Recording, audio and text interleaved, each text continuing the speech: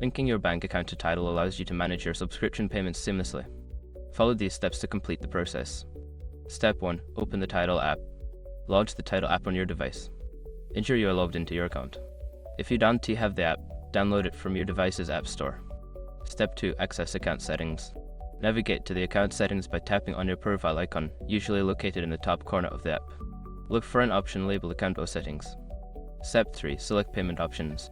In the account settings, find and select the Payment or Billing section. This is where you can manage your payment methods and subscriptions. Step 4. Add Bank Account.